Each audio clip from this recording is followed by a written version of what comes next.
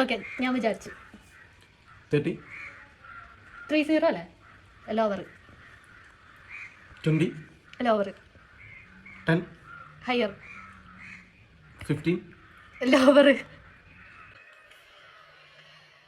17 lower 12 lower 11 okay ഇഞ്ചാട്ടെ 7 ട്ടാ വിചാരിച്ചാ 20 higher 30 higher 40 higher 50 അയ്യോ higher